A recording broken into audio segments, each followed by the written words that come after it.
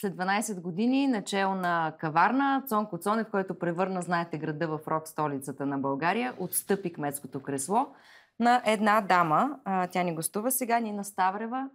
Здравейте и добре дошли при нас. Здравейте, благодаря. Респектира ли ви наследството на Цонко Цонев? Така той се прочу в цяла България с това, което успя да постигне за града си.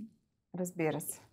Никак не е лесно да станеш кмет след един от най-успешните кметове на България. Много малко кметове в страната могат да се похвалят с наследство, което имам аз като негов наследник. Той постигна много за община Каварна и това е факт. И с какво ще го надскочите? Предполагам, че ще запазите имиджа на града такъв, какъвто е и в момента. Но какво повече ще направите? Да не забравяме къде в България беше първият рок фестивал. Това е емблемата на община Каварна и не само. През последните няколко години в Каварна се превърнаха в традиции редица фестивали. Празника на града, който е на 6 май, фолклорен фестивал с България в сърцето в средата на май, театрални празници в началото на юни, посрещането на изгрева всяка година на 1 юли, Рибен и Миден фест. Това е един изключително богат културен календар. Тези фестивали са традиции и ние ще ги запазим. Това са събития, които се харесват на хората не само от община Каварна, от цялата страна, но дори и от чужбина. Така че в този смисъл ще работим в надграждане на постигнатото до сега и ще обогатяваме този културен календар. Нека има фестивали и през пролетта, и през есента.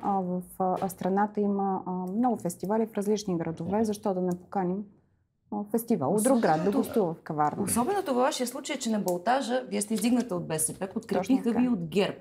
Да. Как успяхте на местно ниво да съберете едни непримирими противници на национално ниво?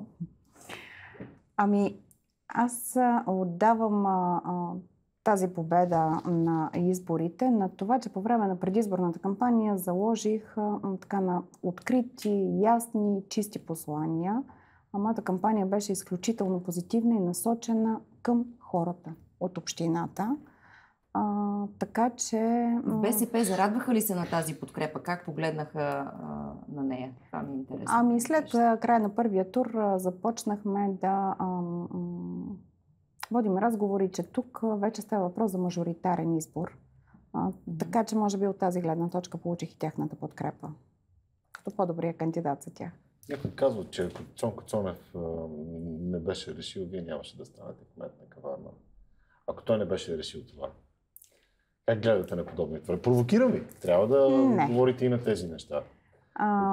Вижте, господин Цонев заяви още преди година, че той няма да бъде кандидат за кмет на община Каварна.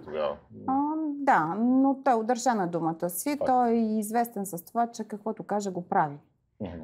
Така че аз лично повярвах, че той няма да бъде кандидат. Той в момента е независим общински съветник към общински съвет в Каварна. Победата на тези избори категорично не дължа на господин Цонев, а на жителите на община Каварна, които видяха в мое лице техния нов кмет. Какво е уникалното, гледайки отстрани, сега и вътре в начало на общината, кое е уникалното в съжителството на роми и българи в тази община? Винаги ме удивлявало от това, че ромска безработица там почти няма. Да. Такива са данните, поне статистическите. Почти няма, да. Не може да кажем, че няма въобще, но може би знаете, че ромският квартал в Каварна много често е даван за пример и сочен като квартал Беверли Хилс в град Каварна. Това е факт. Ромите в Каварна са работливи. Голяма част от тях работят в Полша, в Германия, връщат се, влагат парите в общината, в Каварна, работят и получава се съжителство. Нямаме проблеми с ромското население в Каварна. От само себе си, без усилия. Без усилия. Добре.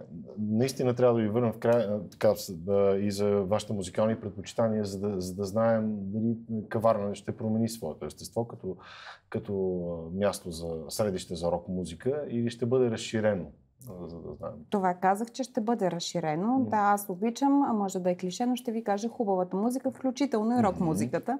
Така че онова, което желаят хората да звучи, ще звучи. Защото хората са водещия мотив в моята работа. Ще работя за хората. Спечелихте Каварна, спечелихте и ГЕРБ дори, за да ви подкрепят. Защо обаче БСП загуби толкова пагубно на тези избори според вас? Какво трябва да се промени в партията? Като един от успелите на тези избори. Малкото успели на БСП в тези избори. Даже мога да кажа, че много успели в област Добрич. От 8 общини, 5 бяха спечелени от БСП нито един областен център. Да, нито един областен център. Но аз ви гостувам в качеството си на кмет на община Каварна и като редови социалиста, така че за официалната позиция на БСП за тази загуба, въпреки че точно сега е период на анализи, съвсем наскоро ще има и национален съвет и е добре да се обърнете към членове на ръководството на БСП. Така ли ви посъветваха да ни отговорите на този въпрос? Не. Сигурна съм, че имате мнение като член на БСП. В Северното Черноморие остана едно от малкото незастроени места по българското Черноморие. Виждате ли заплаха за тази част? И как може да се противодейства? Говорим за Каварна. Да, в общината, която вие отговаряте, е част от не до там застроената. В Каварна, предполагам, сте били и знаете какъв плаж има в Каварна. Той е изкуствено създаден.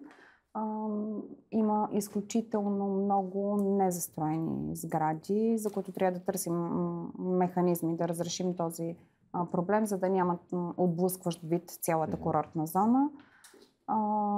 Но от презастрояване, специално в нашата община, не се притеснявам. Нямате такъв проблем? Не. И няма да има. Това ще запази духа Няма да има. Добре, не трябва да допускаме да има такъв проблем. Успех в това начинание, което всъщност ви се впуснахте сама и ви подкрепиха жителите на Каварна. Подкрепиха ме и съм категорична, че ще работя за жителите на Каварна. Благодаря ви още веднъж за това гостуване. Нина Ставрева. Останете с нас още интересни теми до края на Нюзрум.